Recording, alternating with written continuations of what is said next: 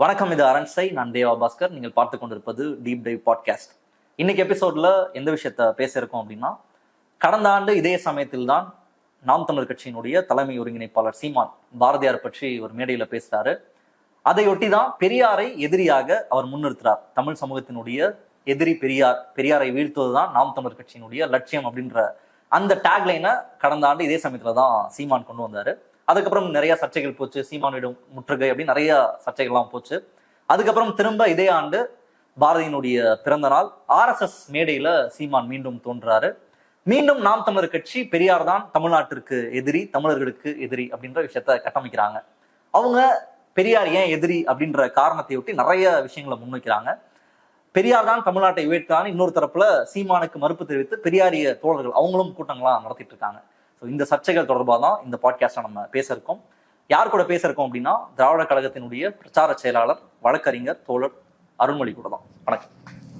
Last year சீமான் இந்த டைம்ல தான் பெரியார் எதிரி அப்படின்னு முன்மொழிந்தாரு. அதையொட்டி ஒரு 3-4 மாதங்கள் அதை பத்தி பேசினாங்க. அதுக்கப்புறம் விஜயனுடைய அரசியல் வருகைன்னு வந்தோம்னா சீமான் விஜய் நோக்கி போயிட்டாரு. இப்ப மீண்டும் ஆரம்பிச்சிருக்காங்க. லாஸ்ட் இயரும் பாரதியினுடைய பிறந்த நாள் தான், இன்னைக்கும் பாரதியுடைய பிறந்த நாள் தான். முதல்ல வெளிப்படையாக சீமான் வந்து ஒரு RSS ஆள், பாஜகவினுடைய பி டீம் இப்படிலாம் சொல்லுவாங்க. RSS மேடையில சீமான் தோன்றி ஒரு மணி நேர உரையை வந்து கொடுத்திருக்கார். முதல்ல RSS மேடையில் சீமான் அப்படின்றத எப்படி பாக்குறீங்க? முதல்ல உங்களுக்கு கூட ஸ்டேஜை ஷேர் பண்ண ஒரு நபர் இப்போ RSS மேடைக்கு வரைக்கும் போயிருக்காரு. அந்த மேடையில இருந்து எதிரி நீங்க தான் அப்படின்றதையும் அறிவிச்சிருக்காரு. எப்படி பார்க்கலாம் RSS மேடையில் சீமான் என்பதை? RSS மேடையில் சீமான்ங்கிறது ஒரு பொருத்தமான கூட்டணி. சரியா வந்து வெளிப்படையாக தான் யாருடைய ஆள் அப்படிங்கிறத அவர் வந்து அடையாளம் காட்டியிருக்காரு. இது வரைக்கும் அது ரகசியமாகவும் மறைமுகமாகவும் நாங்க வந்து அதை பத்தி சொன்னா நீங்க வந்து பெரியாரை எதிர்க்கிறவங்களையெல்லாம் RSS ஆளுங்க அப்படின்லாம் வந்து சொல்றவங்களுக்கு இல்லைங்க, நான் என் அசைன்மெண்ட்டு இதுதான், என்னுடைய முதலாளிகள் இவங்க தான் அப்படின்னு ஒரு கட்டத்துல வெளிப்படையாக வருவாங்க இல்லையா, அந்த மாதிரி அவர் வந்து வெளிப்படுத்திக்கிட்டு இருக்காரு. சென்ற ஆண்டு அவர் பேசுனதும் சரி, அதுக்கு முன்னால தேர்தல் காலத்துல அவர் பேசுற பேச்சுகள் எல்லாமே பாத்தீங்கன்னா, ஒரு கட்சியை ஆரம்பிச்சு அந்த கட்சி தேர்தல்ல நிக்கணும், நின்று வெற்றி பெறணும் அப்படிங்கிற நோக்கமெல்லாம் அவருக்கு இல்லை. கட்சிங்கிறது அவருக்கு ஒரு கருவியாக, இவங்க வைக்கிற இந்த RSS குரூப் வைக்கிற அந்த வேலையை செய்யறதுக்கான ஒரு கருவியாக வச்சிருக்காரு. அவர் எங்க மேடையில் தோன்றினார் அப்படின்னா, அதுவும் உண்மைதான். நாங்க எல்லாருமே வந்து பரவாயில்ல, ஒரு நல்ல கொள்கையோட திரைப்படத்துறையில இருந்து இப்படி வந்து ஒருத்தர் வந்திருக்காரு, அவர் இந்த உணர்வோட தான் திரைப்படத்துறையிலேயே இருந்தாரு அப்படின்லாம் அவரே நிறைய சொல்லிக்குவார். அது எல்லாமே வந்து நம்பணும். அதுல என்ன ஒரு செய்தி சொல்லணும்னா, நாங்கெல்லாம் அப்படிதான் நம்பணும்.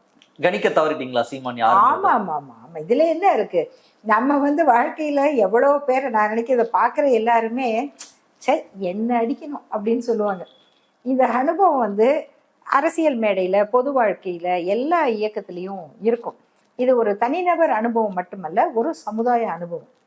இதுல ரொம்ப முன்கூட்டி இதை கணிச்சு, இல்ல அவர் சரியில்லை, அவரை நீங்க அழைக்காதீங்க அப்படின்னு சொன்னவர் வந்து திராவிடர் கழக தலைவர் ஆசிரியர் ஐயா வீரமணி அவர்கள் தான். ரொம்ப முன்னாடியே. அப்ப வந்து அவர் அதுக்காக ரொம்ப வருத்தப்பட்டார். என்னைய வந்து ஒதுக்குறாங்க, என்னை வந்து சரியா பயன்படுத்தலை அப்படின்னு. அதனால அப்போ அந்த காலகட்டத்தில் அவர் வந்து கோவை ராமகிருஷ்ணன் அவர்களோடையும் கொளத்தூர் மணி அவர்களோடையும் அவங்களோடலாம் சேர்ந்து பயணம் பண்ணாரு. திராவிடர் கழகம் தான் என்ன வந்து ஒதுக்கிருச்சு அப்படின்னு. திவிக, தாபதிக இவங்கெல்லாம் கூட இருக்காங்க. ஆமா, கொஞ்ச நாள் அந்த மேடையில ரொம்ப நாள் அவர் இருந்தார். ஆமா, கொஞ்ச காலம் வந்து அவங்க தூக்கிட்டு இருந்தாங்க. அப்புறம் பேராசிரியர் சுபவி இவங்க எல்லாருமே அந்த காலகட்டத்துல உண்மையிலேயே இவர் ஏதோ ஒரு நம்பிக்கைக்குரிய நபர் அப்படின்னு நினைச்சவங்க தான். ஆனா அதுல இருந்து அவர் விலகி, அவர் நாம் தமிழர் அந்த மாதிரிலாம் தொடங்கும் போது கூட, நீங்க வந்து பெரியார் இப்படி சொன்னாரு, நீங்க அதை செஞ்சீங்களா அப்படின்னு தான் ஆரம்பிச்சாரு. அப்போ உண்மையிலேயே பொதுவா எல்லா இயக்கங்கள்லையுமே ஒரு சில பேருக்கு நம்ம நினைச்ச அளவுக்கு வேகமா இல்லை, நம்ம பெரியார் ஐயா கொள்கைகளை இன்னும் நம்ம செயல்படுத்தலை, அந்த மாதிரி உணர்வோடு இருக்க பல பேர் வந்து அவரோட போனாங்க. இவர் வந்து அதை பெருசா வேகமா எடுத்து செய்ய போறாரு அப்படின்னு. அப்புறம் இவருடைய அந்த சாயம் மாற மாற அவங்க எல்லாம் விலகி வெளியில வந்துட்டாங்க. ஏன்னா அவங்க வந்து பெரியாரிய கொள்கையில் ஈடுபாடு கொண்டவர்கள். அதை இன்றைக்கு இருக்கிற மற்ற இயக்கங்களை விட இவர் ஏதோ தீவிரமாக செய்ய போறாரு அப்படின்னு நம்பி அவரோட போனவங்க அவங்க வெளியில வந்துட்டாங்க. அப்ப இப்ப அவருக்கு எந்த தடையும் இல்லாம முற்று முழுதா இந்த சாயம் கரையிறதுக்கு பதிலாக வெளுத்து ஆர்எஸ்எஸ் மேடையில வந்து ஐக்கியமாகி நிக்கிறாரு. ஆர்எஸ்எஸ் மேடைக்கு போறதுனாலே என்ன எப்படி நீங்க ஆர்எஸ்எஸ் சொல்லலாம்னு கேக்குறாரு அவர். நான் அந்த மேடையில போய் என்ன பேசினேன், மாற்று கருத்து இருக்க ஒரு மேடையில நான் போக கூடாதா? பாரதியை பத்தி பேச கூப்பிட்டுருக்காங்க, நான் ஆர்எஸ்எஸ் மேடைக்கு வந்திருக்கேன், பாகிஸ்தானுக்கு கூட நான் போவேன் அப்படின்றதையும் சொல்றாருல்ல.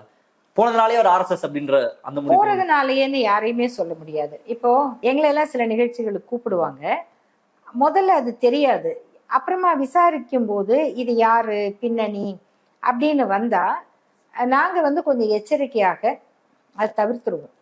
ஏன்னு சொன்னா நாம வந்து நம்பிதான் போறோம்.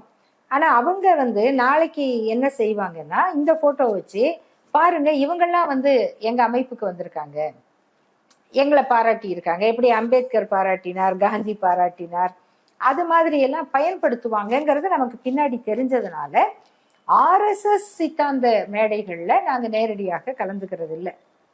ஆனால் மாற்று கருத்துடைய மேடைகள்ல ஒரு மாற்று கருத்தாளராக நம்ம போய் கலந்துக்கலாம்.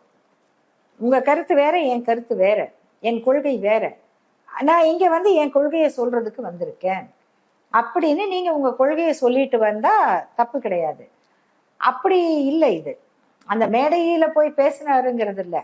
அங்க மேடையில போய் இவர் பேசினது அவங்க கொள்கை, அதை தான் இவர் கொள்கையாவும் பேசிட்டு வந்திருக்காரு. ஆகையினால இவர் ஏதோ ஆர்எஸ்எஸ் மேடைக்கு போகக்கூடாதவர் இல்லை, அதே கருத்தை தானே அவரு தெரு தெருவா பேசிக்கிட்டு இருக்காரு.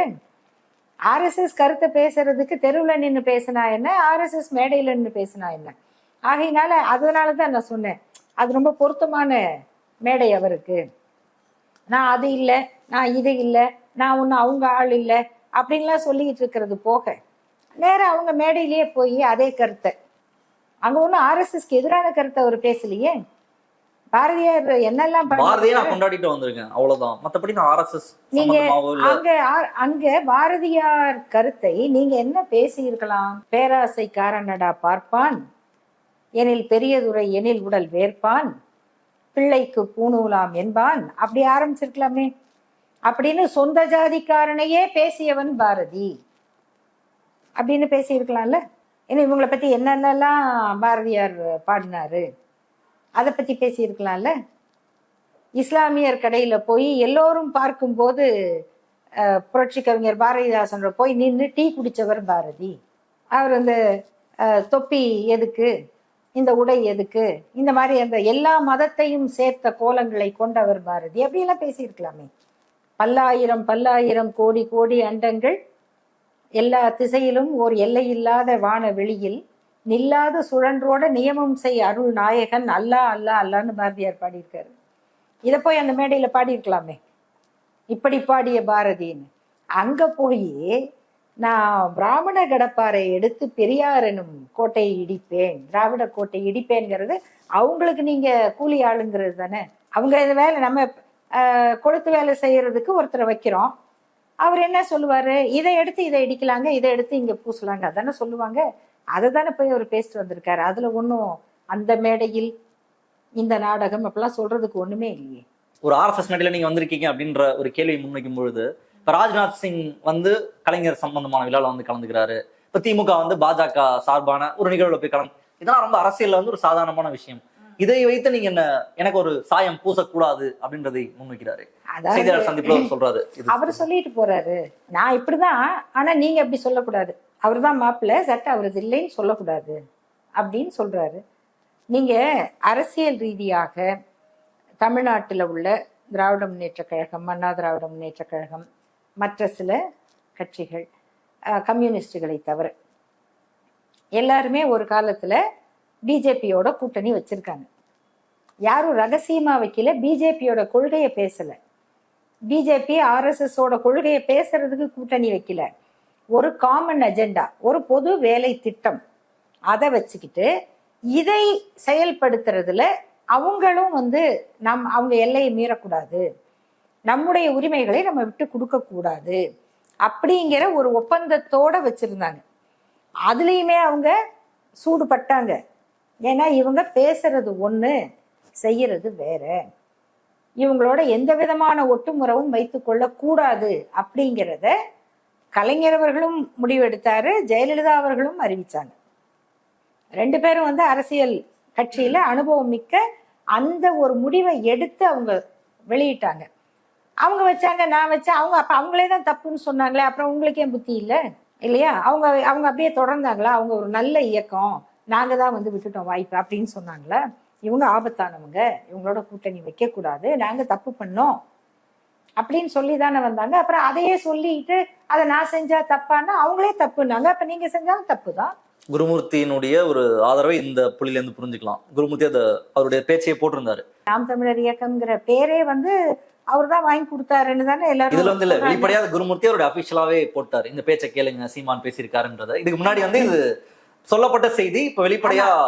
அது எப்படின்னா, இப்ப உங்கள்கிட்ட ஒரு இது கேட்கறாங்கன்னு வச்சுக்கோங்க, ஏதோ ஒரு இது எங்க நல்லா அச்சடிக்கலாம் அப்படின்னா, இவர் நல்ல பிரிண்டருங்க, இவர் ஒரு நல்ல மேஸ்திரிங்க, நம்ம வேலையை இவர் சரியா செய்வாருங்க அப்படின்னு குருமூர்த்தி சர்டிபிகேட் கொடுக்குறாரு.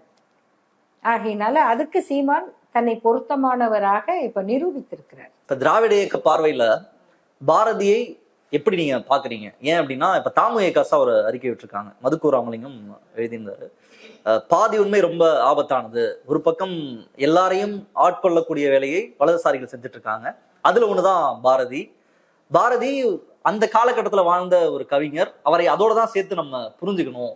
அதற்கு நீங்க ரியாக்ட் பண்றேன்னு சொல்லி சில பெரியாரிய தோழர்கள் பண்றது, முற்போக்குன்னு சொல்லக்கூடிய பெரியாரி தோழர்கள் பண்றது வருத்தமா இருக்குன்றத அவரும் பதிவு பண்ணியிருக்காரு. ஒரு பக்கம் பாரதி தான் எல்லாமே பண்ணாரு, மற்ற யாரும் கிடையாதுன்னு சீமான் ஒரு பக்கம் பேசுறாரு. இன்னொரு பக்கம் பாரதி ஒண்ணுமே கிடையாது, பாரதி ஒரு பார்ப்பனர், அவ்வளவுதான் அவருடைய ரோல் அப்படின்றது, பெருசாலாம் ஒன்றும் கிடையாதுன்னு பெரியாரிஸ்டுகள் கூட்டத்துல பேசுறதையும் பார்க்க முடியுது. இன்னொரு பக்கம் கம்யூனிஸ்டுகள் பாரதியை நீங்க எப்படி புரிஞ்சுக்க கூடாதுன்றத சொல்றாங்க. திராவிட இயக்க பார்வையில எப்படி புரிஞ்சுக்கலாம் பாரதியை, எப்படி பாக்குறீங்க நீங்க? திராவிட இயக்கத்துல இருக்கக்கூடிய ஒரு பெரிய கருத்து வலிமை என்னன்னா, ஒவ்வொருத்தருக்கும் வேறுபடுகிற உரிமை உண்டு. இப்போ நான் சொல்ற கருத்தை இன்னொரு தோழர் அதே பார்வையில சொல்லணும்னு அவசியம் இல்லை. அவர் கொள்கையும் என் கொள்கையும் ஒன்றுதான். அந்த முரண்படுகிற உரிமையோட இயங்குகிற ஒரு இயக்கம் தான் திராவிட கருத்தியல். இதுக்கு நீங்க சரியான ஒரு எடுத்துக்காட்டு எடுக்கணும்னா, புரட்சி கவிஞர் பாரதிதாசன் தந்தை பெரியார் மீது அளப்பரிய ஈடு சொல்ல முடியாத மதிப்பை கொண்டிருந்த புரட்சி கவிஞர் கடைசி வரைக்கும் அவர் பேரை மாத்திக்கல.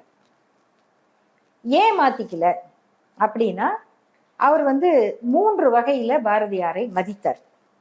ஒண்ணு, தமிழ் மொழிக்கு, தமிழுக்கு தகுந்த உரிமை தகுதியை தரக்கூடிய தலைவனை எண்ணி தமிழகம் தவம் கிடக்கையில் இலகு பாரதி புலவன் தோன்றினான் அப்படின்னு பாரதிதாசன் எழுதினார். தமிழால் பாரதி தகுதி பெற்றதும் தமிழ் பாரதியார் தகுதி பெற்றதும் எவ்வாறு என்று எடுத்துரைக்கின்றேன் அப்படின்னு ஒரு பெரிய கவிதை. நீங்க பாரதியாரை பற்றி புரட்சி கவிஞர் பாரதிதாசன் எழுதிய அந்த காலத்துல அவரை இன்னைக்கு கொண்டாடுகிற சனாதன பார்ப்பனர்கள் யாரும் சீண்டவே இல்லை.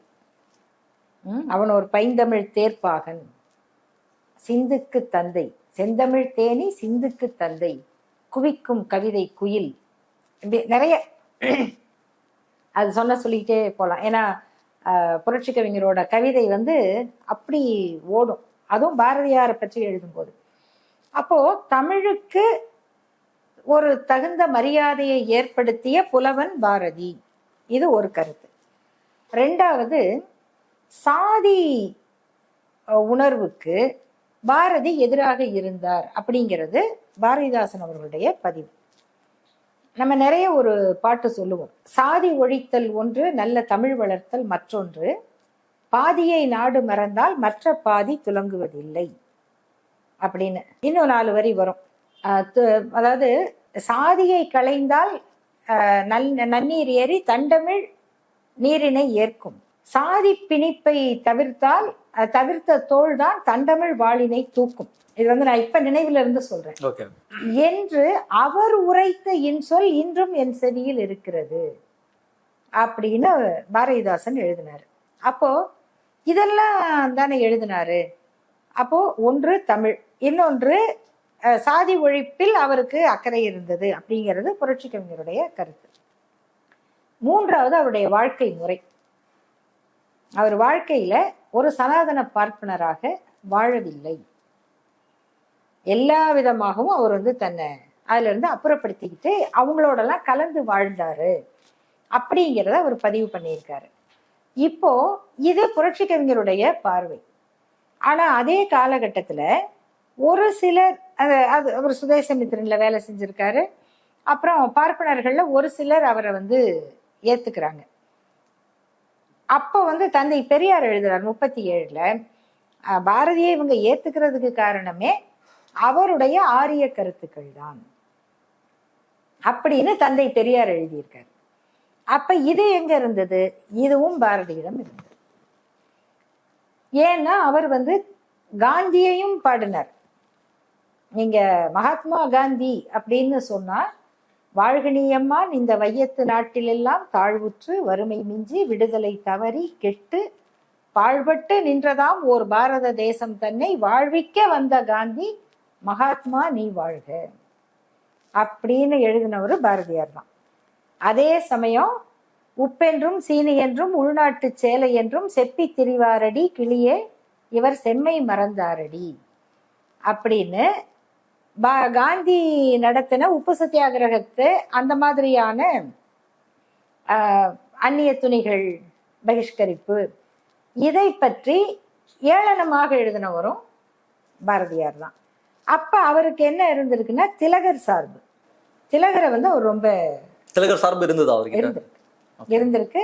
அப்ப அந்த தாக்கத்தில் எழுதுகிற கருத்துக்களும் இருந்திருக்கு. இப்ப இது எல்லாம் சேர்ந்த கலவையாக பாரதியாருடைய வாழ்க்கையும் இருக்கு, எழுத்தும் இருக்கு.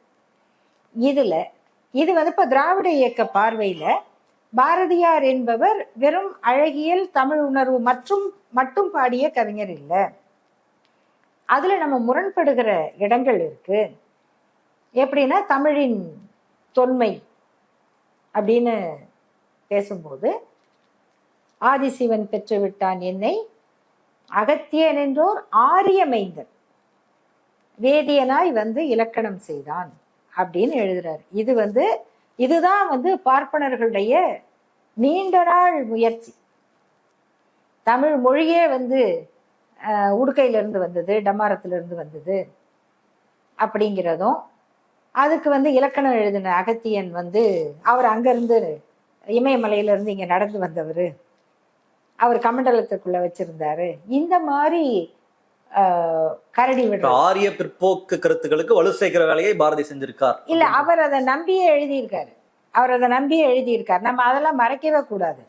இப்ப நான் அவருடைய அழகான பாடல்களை சொல்றேன்னா, அதே நேரத்துல அவருக்கு இந்த கருத்தும் இருந்திருக்கு, அதுவும் உண்மை. அதை மறுத்து அகத்தியன் விட்ட புதுக்கரடி அப்படின்னு எழுதியவர் புரட்சி கவிஞர் பாரதிதாசன்.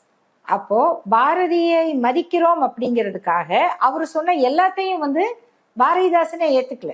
ஆதிசிவன் பெற்று விட்டான் என்னை அகத்தியன் என்றோர் ஆரியமைந்தன் வேதியன் எனக்கு இலக்கணம் செய்தான் அப்படின்னு தமிழன்னை சொல்றதாக இருக்கிறது பாரதிதாசனுக்கு வருத்தமா இருக்கு. அதனாலதான் அவர் என்ன சொல்றாரு, திங்களோடும் செழும்பருதி தன்னோடும் விண்ணோடும் உடுக்களோடும் மங்குள் கடல் இவற்றோடும் பிறந்த தமிழ், அந்த தமிழுடன் பிறந்தோம் நாங்கள் அப்படின்னு பாரதிதாசன் எழுதுறார். அவர் தீராத விளையாட்டு பிள்ளை, கண்ணன் தெருவிலே பெண்களுக்கு ஓயாத தொல்லை அப்படின்னு எழுதுறாரு. ஏன்னா அவருக்கு கண்ணன் பக்தி. இந்த பாட்டை குழந்தைங்களுக்கு சொல்லி கொடுக்க கூடாது. அப்ப அதே அளவு, அதே மெட்டு, அதே மீட்டர், தலைவாரி பூச்சூட்டி உன்னை பாடசாலைக்கு போ என்று சொன்னாள் உன் அன்னை, சிலை போல ஏனங்கு நின்றாய் நீ சிந்தாத கண்ணீரை ஏன் சிந்துகின்றாய் அப்படின்னு குழந்தை பாடல் எழுதி கொடுக்கிறார். அப்போ அவரை எதுக்கு மதிக்கணுமோ அதுக்கு மதித்த அந்த கருத்தையும் அவர் மாற்றிக்கொள்ளவில்லை. அதனால அவர் சொன்ன கருத்துக்களை எல்லாம் அப்படியே ஏற்றுக்கொண்டு ஆமா ஆதிசிவன் தான் தமிழை பெற்றான் அப்படின்னு பாரதிதாசன் அவர்கள் ஒத்துக்கொள்ளவும் இல்லை. பாரதிதாசன் ஸ்டாண்ட் தான் உங்க ஸ்டாண்டும் அப்படியா? ஆமா. ஓகே. இப்ப என்னன்னா, நம்ம பாரதியாரை வந்து நம்ம புகழ்ந்து பேசிக்கிட்டே இருக்க வேண்டிய அவசியம் இல்லை. அதே சமயத்துல இந்த கருத்துக்களை அவர் எழுதினார் அப்படிங்கிறதுக்காக சீமானை திட்டுறதுக்கு பதிலா பாரதியாரை திட்ட வேண்டியதில்லை. ஏன்னா இந்த சனாதன கூட்டம் இருக்கு இல்லையா, இதுல நீங்க கம்யூனிஸ்டுகளை பற்றி கேட்டீங்க, தோழர்கள் அவங்க அறிக்கை இதெல்லாம் நானும் பார்த்தேன். ஆமா ஆமா, லெனினை மூடர்னு அவர் தான் சொல்லியிருக்காரு. இதெல்லாமே இப்ப அவங்க விளக்குறாங்க. அதுல அவர்களுக்கும் ஒரு சார்பு பார்வை இருந்தது. பாரதியை ஏற்றுக்கொள்ளக்கூடிய பாங்குதான், பாரதியை மட்டும்தான் ஏத்துக்குவாங்க. சமத்துவ பாடல் எழுதிய பாரதிதாசனை கம்யூனிச மேடைகள்ல அவங்க அப்ப அன்னைக்கு அதிகம் சொன்னதில்லை. அதுக்கு காரணம் வந்து இந்திய பொது உடைமை இயக்கத்துல அப்போ வந்து இந்த வேத சார்பு, இந்திய பழமைங்கிறது நல்லது அப்படிங்கிற ஒரு கருத்தோட்டம் அவங்களுக்கு இருந்தது. இன்னொன்னு, தந்தை பெரியாரிடம் இதையெல்லாம் அவருக்கு தெரியும். ஆனா அதுல இருக்கிற விமர்சனத்தை அப்படி கூறா வச்சிடுறாரே தவிர, அவரும் வந்து பேசுற இடத்துலாம் பாரதியாரை பற்றி பேசிக்கிட்டு இருக்கிறது இல்லை. அதற்கு பதிலாக புரட்சி கவிஞர் பாரதிதாசனை ஒரு முன்வைக்கிறார், திருவள்ளுவரை முன்னிறுத்துறாரு. இது வந்து பாசிட்டிவ் அப்ரோச். ஏன்னா இதுக்கு மாறான கருத்துக்களை சொல்லி வாழ்க்கையில துன்பப்பட்ட கவிஞன் பாரதி. சனாதனத்திற்கு மாற்றாக பூணூல் அத்து போட்டது, இன்னொருத்தருக்கு பூணூல் போட்டது, இது புரட்சியா சரியா, இதெல்லாம் நம்ம பார்வையில இருந்து இன்னைக்கு நம்ம பேசுறோம். அன்னைக்கு அதை பண்றதுன்றது பெரிய விஷயம். ஆமா, அவருக்கு தெரிஞ்ச வகையில அது ஒரு சின்ன கலகம், ஒரு சின்ன கலகம். நீங்க அவங்க கடவுளை பாடினா கூட அம்மனை பாடுவாங்க, பராசக்தியை பாடுறத புரிஞ்சுக்க முடியும். தேசமுத்து மாறி அப்படிங்கிறது வந்து பார்ப்பனர் அல்லாத மக்கள் வழிபடுகிற கூழூத்துகிற ஒரு மாரியம்மன் புதுச்சேரியில இருக்கு. அந்த பாட்டை வந்து உலகத்து நாயகியே எங்கள் முத்து மாரியம்மான்னு எழுதியிருப்பாரு. நீங்க இதை வந்து அந்த மாரியம்மனை பாடுறது, துணி வெளுக்க மண்ணுண்டு எங்கள் முத்து மாரியம்மா, தோல் வெளுக்க சாம்பர் உண்டு எங்கள் முத்து மாரியம்மா, மணி வெளுக்க சாணை உண்டு எங்கள் முத்து மாரியம்மா, மனம் வெளுக்க வழி இல்லை எங்கள் முத்து மாரியம்மா அப்படின்னு போய் பாடுறது.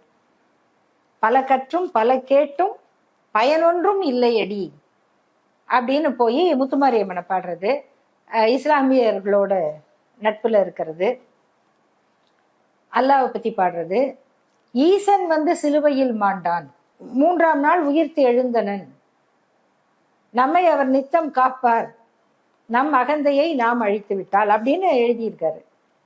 இதெல்லாம் வந்து அவங்களுக்கு எப்படி இருக்கும்? அப்ப ஈசனும் இயேசுவும் ஒன்றா? நியமம் செய்த அருள் நாயகன் அப்படின்னு அல்லா அல்லா அல்லான்னு கிட்டத்தட்ட நம்ம நாகூர் அனிஃபா பாடல் மாதிரி ஒரு பாட்டு அது. கல்லாதவராயினும் உண்மை சொல்லாதவராயினும் பொல்லாதவராயினும் தவம் இல்லாதவராயினும் எல்லாரும் வந்து அவரை கும்பிடலான்னு சொல்றாரு. இதுதானே இஸ்லாம் மார்க்கம்ங்கிறது மக்களிடம் சென்று சேர்ந்ததுக்கு இதான காரணம். நீ படிக்காத, நீ குளிக்காத, நீ வராத அப்படின்னு சொல்லிக்கிட்டு இருக்கீங்களே, இது பாட்டுல வருது. இதே சமயம் அவருடைய கட்டுரையில இது மாதிரி கிறிஸ்தவர்கள்லாம் இப்படி மதம் மாற்றிக்கிட்டு இருக்காங்க, இந்து மட தலைவர்கள்லாம் என்ன பண்ணிக்கிட்டு இருக்கீங்க, நீங்க போங்க, இறங்கி சேரிகளுக்குள்ள போங்க, அவங்களுக்கு விபூதிகளை அள்ளி பூசுங்க, இதுவும் எழுதியிருக்காரு. இது வந்து நீங்க அந்த இடத்துல இருந்து அவருடைய கவலையாக இருக்கலாம். அந்த கவலைக்கு அவர் சொல்றது என்னன்னா, நீங்க மக்கள்கிட்ட போகல. இந்த வர்ணாசிரமத்தை பத்தி சொல்லி இந்த கலியுகத்துல மக்கள் ஒழுக்கம் குறைஞ்சதுக்கு காரணமே பார்ப்பனர்கள் ஒழுக்கம் கெட்டதுதான் சொல்றது. நீ வர்ணாசிரமம் வச்சுட்டீங்க, அவங்கவுங்க அதுபடி வாழணுன்றீங்க, அதுபடி நீ வாழ்ந்தியா? நீ எதுக்கு எம்பிபிஎஸ் படிக்க வர? கத்தி பிடிக்கலாமா கையில? அருகம்புல்லுல எடுக்கணும், தர்பை புல்லுல எடுக்கணும், எதுக்கு டாக்டரா வரீங்க? வேதம் தானே படிக்கணும் அப்படின்னு கேட்கிறாரு. இதுதான் உங்க ஒழுக்கம் கெட்டதுன்னா என்ன ஒழுக்கம்? வர்ண ஒழுக்கம். இப்ப பாரதியாரை தூக்கி பிடிக்கிற இவங்க எல்லாரும் அவர் சொன்ன மாதிரியில இருக்கணும். பிராமண கடப்பாறையை கொண்டு திராவிட கோட்டையை இடிக்கிற சீமான். நீங்க பாரதியாரை கொண்டு அவர் எந்த மேடையில நின்னாரோ அந்த மேடையவே இடிக்க முடியும், அவ்வளவும் இருக்கு. இப்ப திராவிட இயக்கம் என்ன பார்க்கும்? நீங்க சொல்லுகிற இந்த கருத்துக்களுக்காக, இந்த அழகியலுக்காக நாம அவரை தூக்கி பிடிக்கும் போது இந்த கருத்துக்களும் சேர்ந்துதானே வரும். அப்ப இதை சொல்லியிருக்காரு, அதையும் தானே சொல்லியிருக்காருங்கிறதையும் தானே நம்ம நியாயப்படுத்த வேண்டி வரும். அப்போ நீங்களே கேட்பீங்கல்ல, அப்ப அவர் அப்படி சொன்னதை நீங்க ஒத்துக்கிறீங்களா? அதை எப்படி நாங்க ஒத்துக்க முடியும்? அதனால அதை பற்றி நம்ம அதிகம் பேசுறது இல்லை. பொது உடைமை இயக்கத்தை பொறுத்த வரைக்கும் தோழர் ஜீவா அவர்கள் இலக்கியத்துல ரொம்ப ஈடுபட்டவர். அப்போ அவங்க கலை இலக்கிய பெருமன்றம் இதெல்லாம் வச்சு அவருடைய வாழ்நாள்ல பாதி கம்பனையும் பாரதியவும் பாடுறதுலயே போயிருச்சு. அதுக்கு முன்னால இருந்த இலக்கியங்கள்ல இருந்த வாழ்க்கை அறம், அதுல இருந்த சரி தவறு இவற்றை அவரு பேசவே இல்லை. அங்கதான் தந்தை பெரியார் சொல்றாரு, நீங்க இதுல இருந்து ஏதாவது நல்லத நாளுன்னு எடுக்க ஆரம்பிச்சா அதுலயே இறங்கிடுவீங்க. இப்ப கம்பராமாயணத்தை எரிக்கணும் அப்படின்னு ஒரு பிரச்சாரம் தீவிரமாக அந்த காலகட்டத்துல நடந்தது. பேரறிஞர் அண்ணா அவர்களுக்கும் நாவலர் சோமசுந்தர பாரதிக்கும் மிக ஒய்எம்சிஏ பட்டிமன்றம், அதுல பெரிய விவாதமே நடந்தது. அது தீ பரவட்டும்னு ஒரு புத்தகமாவே இருக்கு. அப்போ அண்ணா கேட்கிறாரு, நம்ம தமிழ் இலக்கியத்துல இல்லாத எதை நீங்க ராமாயணத்துல பாக்குறீங்க அப்படின்னு கேட்கிறாரு. அண்ணன் தம்பி பாசம் அப்படின்னா குமணன் இல்லையா? இளங்கோ இல்லையா? வள்ளல்னா பாரி இல்லையா? வீரர்கள்ல ஓரி இல்லையா? இப்படி ஒவ்வொன்னா கேட்கிறாரு. அப்ப இவங்க இருக்கு அதே இதுக்கு, இது இருக்கு அதே இது இருக்குன்னு அண்ணா கேட்கறது அவ்வளோ ஒரு இலக்கிய சுவையோட இருக்கும். ஆனா அதை திருப்பி அவங்க அதே வேலையாகவும் செஞ்சுட்டு இருக்கல, அவ்வளவுதான். ஏன்னா கம்பன் இலக்கியத்துக்குன்னு ஒரு இடம் உண்டு. நம்ம அதை விரும்பினாலும் விரும்பாவிட்டாலும் அந்த கவிதைகள் அங்கங்க பாத்தீங்கன்னா நம்ம தலைவர்கள் நிறைய கையாளுவாங்க. எல்லோரும் எல்லா பெருஞ்செல்வமும் எய்தலாலே இல்லார்களும் இல்லை உடையாரும் இல்லை அப்படிங்கிற வரிகள்லாம் ரொம்ப இயல்பா எல்லாரும் பயன்படுத்துவாங்க. ஆனா அதுக்காக கம்பன் கழகம் இருக்கு, தனியா ஏதோ பேசுறாங்க, அவங்க புகழ் பாடுறாங்க அப்படின்னா நாம ஒரு சமுதாய சீர்திருத்த இயக்கத்தை முன்னெடுக்கிறவர்கள் அதுல இருக்கிற அழகியல அளவு பார்த்து பேசிக்கிட்டு இருக்கிறது தேவையற்ற ஒரு போதை மயக்கம் அப்படிங்கிறது தான் தந்தை பெரியாருடைய கருத்து. அப்போ தோழர் ஜீவா அவர்கள் கம்பனை பாராட்டி பேசின மாதிரி பாரதியாரை மேடைதோறும் பேசியவர். அப்ப இந்த சனாதன கருத்துக்காக அவர் பேசல, அவர் சொன்ன அந்த சமூக சீர்திருத்த கருத்துக்களுக்காக தான் அவர் பேசுறாரு. அதுல இன்னும் பல செய்தி இருக்கு. மகாகவி வரை அப்படின்னு ஒரு புத்தகம் NCBSல வெளியிட்டாங்க. அதுல பாரதியை மகாகவின்னு சொல்றத பார்ப்பனர்கள் இன்னைக்கு ஏத்துக்கல. முக்கியமா யாருன்னா சத்தியமூர்த்தி ஐயர், ராஜாஜி எல்லாம். இந்த இன்னைக்கு பாரதி விழா கொண்டாடுறோம், அவருக்கு ஜதி பல்லக்குல தூக்கிட்டு போறோம்னு கொண்டாட்டம் போட்டு கொண்டிருக்கிற இந்த சனாதனிகளுடைய முன்னோர்கள் யாரும் அன்னைக்கு அவருக்கு ஒருவேளை சாப்பாடு கொடுக்கல. அவருடைய தன்மை அறிஞ்சு அவரை பாதுகாத்தவர்கள், அவருக்கு பொருளாதார உதவி செய்தவர்கள் எல்லாருமே பார்ப்பனர் அல்லாதவர்கள் தான். அவரே சொல்ற அந்த செட்டியார், பிள்ளை, குவளைக்கண்ணன் அப்படிங்கிற தொண்டர், புரட்சி கவிஞர் பாரதிதாசன், அவரை பாதுகாத்தவங்க பார்ப்பனர் அல்லாதவர்கள். அவர் இறப்புக்கு பின்னால போனவங்க எத்தனை பேரு? 10 11 இன்னைக்கு வரைக்கும் பட்டிமன்றம் நடக்குது. அவர் கருத்தையும் அன்னைக்கு அவங்க ஏத்துக்கல. அவருடைய அந்த அன்பான துணைவியாருக்கே அவங்க விதவை கொடுமைகளை செஞ்சிருக்காங்க. மாதர் தம்மை இழிவு செய்யும் மடமையை செய்திருக்காங்க. அது அவங்க குடும்பத்தவர்கள் எழுதின வரலாற்று செய்திகள்லயே பதிவாயிருக்கு. அப்படிதான் இந்த சனாதனிகள் அவரை நடத்தினாங்க. அப்புறம் காலம் போக போக கம்யூனிஸ்டுகளாலதான் அவருக்கு பெரிய அந்த பெருமை ஏற்பட்டது, மக்களிடத்துல ஏற்றுக்கொள்ளக்கூடிய தன்மை வந்தது. அப்புறம் தான் அந்த பாரதி மணிமண்டபம்னு எட்டயபுரத்துல கட்டுறாங்க. அப்படி கட்டும்போது ஆசையினால அந்த இவ்வளோ தூரம் பேசியவராச்சேன்னு அந்த நிகழ்ச்சிக்கு ஜீவா அவர்கள் போயிருக்காரு. மேடையில அது வரைக்கும் அவரை மகாகவி என்று ஏற்றுக்கொள்ளாத பார்ப்பன தலைவர்கள்லாம் மேடையில இருந்தாங்க. ஜீவா அவர்கள் மக்களோட உட்கார்ந்துருந்தாரு. அப்ப அவங்க பேச ஆரம்பிச்ச உடனே அவங்க எல்லாம் பேசும்போது மக்கள் ஜீவா அங்க மேடையில பேசணும் ஏன்னா அவர் தானே இந்த பாட்டை சொல்லிக்கிட்டு இருந்த ஒரு மக்கள்கிட்ட அப்படின்னு கேட்குறாங்க. அதுக்கு பிறகு அவரை மேடைக்கு கூப்பிட்டு பேச வைக்கிறாங்க. அப்ப இது என்ன? இதுக்கு பேர் தான் பார்ப்பனியம். அவங்களையே ஒருத்தர் எதிர்த்து பேசினா அவரை முடிஞ்ச வரைக்கும் ஒதுக்கி வைக்கிறது, ஓரங்கட்டுறது, உதவி இல்லாமல் சாகவும் விடுறது, இறந்த பிறகும் கூட அவருக்கு மரியாதை கிடையாது, அவரை யாரும் பாராட்டாம பார்த்துக்கிறது. அதையும் தாண்டி அவர் பாராட்டு பெற்ற பிறகு அவர் எங்காளு அப்படின்னு பறிச்சுக்கிட்டு, இதை தவிர எதிரான நம்ம ஏத்துக்காத சில கருத்துக்கள் இருக்கு இல்லையா, இதையெல்லாம் சொன்னவர் அப்படின்னு அவரை அவங்க ஆளாக்குறது. வெள்ளி பனிமலையின் மீது உலவுவோம், மேலை கடல் முழுதும் கப்பல் விடுவோம், அதெல்லாம் சொல்லிக்கிட்டு அதுல பள்ளி தலமனைத்தும் கோயில் செய்வோம் அப்படிங்கிறத அவரு கண்டிப்பா மசூதியை இடிச்சு கோயில் கட்டுன்னு சொல்லி இருக்க மாட்டாரு. ஆனா அவங்களுடைய ஒரு பத்திரிகையில அதை கொள்கை முழக்கம் மாதிரி வச்சிருக்காங்க ஆர்எஸ்எஸ்ல. அப்ப சேதுவை மேடுறுத்தி வீதி சமைப்போம்னு எழுதினாரு, அதை செய்ய விடுறாங்களா? அது சேதுதான், அதை மேடுறுத்தி வீதி சமைப்போம் அப்படின்னா விட மாட்டேங்கிறாங்களே. அப்ப அவங்களுக்கு எந்த வரியை எடுத்து பயன்படுத்த முடியுமோ அதற்கு வராங்க. எப்படி இன்டர்பிரட் பண்ணாலுமே அதுக்கு அவர் பொருத்தமா தான் இருப்பாரா? அது இல்ல, ஆமா. அது என்னன்னா, நீங்க அவருடைய அந்த ஆரிய நாடு, ஆரியர் அப்படிங்கிற அந்த கருத்துக்கள் இருக்கு இல்லையா, அதை அவங்க அப்படி பயன்படுத்த முடியும். கம்யூனிஸ்ட் பயன்படுத்தினாலும் பொருத்தமா இருக்காரு, வலதுசாரிகள் பயன்படுத்தினாலும் பொருத்தமா இருக்காரு. அதுதான் அது அந்த அவருடைய காலகட்டம், அந்த முரண்பாடுகள்.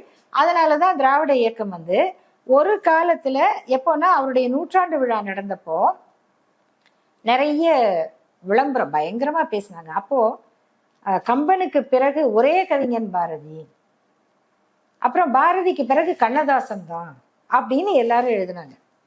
அப்ப ஏன் நடுவுல இவ்வளவு பெரிய கவிஞர் பாரதிதாசனை சொல்லாம கம்பன், பாரதி, கண்ணதாசன் ஒரு லைன் போடுறாங்கன்னா இது என்னது? 3 பேரும் யாருக்கு வேலை பார்த்தாங்க, யாருக்கு பயன்படுறாங்க? அப்படிங்கும்போது ஆரியர்க்காக ஏகி அவரு கம்பன் பாடுறாரு, வசை எனக்கு எய்தவும், இதை பாடினா எனக்கு திட்டு வரும்னு தெரியும் அப்படின்னு கம்பனுடைய அந்த கவித்திறன் அந்த ஆரிய கதைக்கு பயன்பட்டுருச்சு. பாரதியார் இந்த பக்கம் முற்போக்கானவராக இருந்தாலும் இவங்க கொடுக்கிற விளம்பரத்துக்கு இந்த முற்போக்கு காரணம் அல்ல. கண்ணதாசன் ஒட்டுமொத்தமா அர்த்தமுள்ள இந்து மதத்துல விழுந்தவர். அப்ப இதுக்கு நடுவுல இவங்க பாரதிதாசனை இருட்டடிப்பு செய்யறதும், இன்னும் பல எழுத்தாளர்கள் கவிஞர்களை பற்றி மறைக்கிறதும் என்ன நோக்கம்ங்கும் போது, அப்ப பாரதி வளர்த்தது பார்ப்பனியமா மூட நம்பிக்கையா அப்படின்னு திராவிடர் கழகம் பட்டிமன்றங்கள் நடத்துச்சு. அது அந்த காலகட்டத்துல ஒரு ரவுண்டு, அவ்வளவுதான். திருப்பி அதையே பேசிக்கிட்டு இருக்கிறது நம்ம வேலை இல்லை அப்படின்னு அது ஒரு தேவை. அந்த காலகட்டத்துல அதை பேசிட்டோம். அதுக்கு பிறகு நம்ம வந்துட்டோம். பொது உடைமை இயக்கவாதிகள் பொறுத்த வரைக்கும் திருவல்லிக்கேணியில பாரதியார் வீடு இருக்கு இல்லையா, எனக்கு தெரிஞ்சு ஒரு 10-15 ஆண்டுகளுக்கு முன்னாடி வரைக்கும் அந்த வீடு இப்ப இருக்கிற மாதிரி இல்லை. அது ரொம்ப ஒரு பெரிய வீடு, ஆனா அந்த பழைய காலத்து சாதாரண வீடா தான் இருந்தது. அதுல பின்னாடி ஒரு தோட்டம் மாதிரி ஒரு வெற்றிடமும் அங்க ஒரு மரமும் இருக்கும். ஒரு ஆஸ்பெஸ்டாஸ் ஷீட் போட்டு அந்த மரத்தடியில ஒவ்வொரு ஆண்டும் பாரதியின் பிறந்த நாளை, நினைவு நாளை கொண்டாடியவர்கள் கம்யூனிஸ்டுகள். ஆனா எப்ப ஆர்எஸ்எஸ் பாரதியார கையில எடுக்க ஆரம்பிச்சதோ அதுக்கு பிறகு ஒரு நாள் இவங்க அங்க பாரதி விழா நடத்தும் போது ஆர்எஸ்எஸ் வன்முறைவாதிகள் உள்ள பூந்து அவங்கள தாக்கி வெளியேற்றி, அதுக்கு பிறகு பாத்தீங்கன்னா ஒவ்வொரு ஆண்டும் இவங்க ஜதி பல்லக்கு தூக்கிட்டு ஆடுறாங்க. இதெல்லாம் இருக்கு. இப்போ இவங்கெல்லாம் பண்ற இந்த நாடகத்தை நாம பாரதியார் மூலமாகவும் வெளிப்படுத்தலாம். அப்ப ஏன் செய்யறாங்க அப்படிங்கும் போது அவர் எழுதிய இந்த கருத்துக்களையும் நம்ம சொல்ல வேண்டியிருக்கு. மற்றபடி அவர் மேல் நமக்கு என்ன வெறுப்பு இருக்க முடியும்? அவருடைய கவித்துவத்தின் மீதோ அவருடைய அந்த அழகு தமிழின் மீதோ நாம எப்படி பகைமை பாராட்ட முடியும்? இதுதான் திராவிடர் கழகத்தில் மற்ற முற்போக்கு தலைவர்களை, சமூக சீர்திருத்தவாதிகளை விமர்சிக்கும் பொழுது அமைதியாக, பெரியாரே வச்சுக்கலாம், பெரியார சீமான் விமர்சிக்கும் போது அமைதியாக கடந்து போற கம்யூனிஸ்டுகள் வந்து இப்போ பாரதியாருக்கு மட்டும் வராங்க அப்படின்னா அவங்கதான் முற்போக்கான்ற கேள்வியும் வைக்கப்படுது. அதுக்கு உங்களுடைய என்ன பொறுத்த வரைக்கும் இந்த விவாதங்களே நம்ம வந்து இப்போ ஒரு திசை தடுமாறி போறோம் அப்படிங்கிறதுக்கான ஒரு அடையாளமா நான் பார்க்கிறேன். நீங்க வந்து ஆர்எஸ்எஸ் மேடையில் சீமான் ஏற்றப்படுவதும், அங்க அதுவும் பாரதியாரை வச்சு அவர் இதை பேசுறதும் நம்முடைய மொத்த கவனத்தையும் திசை திருப்பி, இப்ப திருப்பரங்குன்றம் விவாதம் நடந்துகிட்டு இருக்க நேரத்துல பாரதியார் சரியா தப்பா, பாரதியாரை ஆதரிக்கிறது எதிர்க்கிறது இது சரியா தப்பான்னு நம்ம அறிக்கை போர் நடத்திக்கிட்டு இருக்கிறதே, இது ஆர்எஸ்எஸ்னுடைய நாடகத்துக்கு நம்ம பலியாகிறோம் அப்படிங்கிறது தான். ஆகையினால இது இந்த மாதிரியான விவாதங்களுக்குள்ள நாம போகாம இருக்கிறது தான் முற்போக்கு இயக்கங்கள் எடுக்க வேண்டிய ஒரு சரியான முடிவுன்னு நான் நினைக்கிறேன்.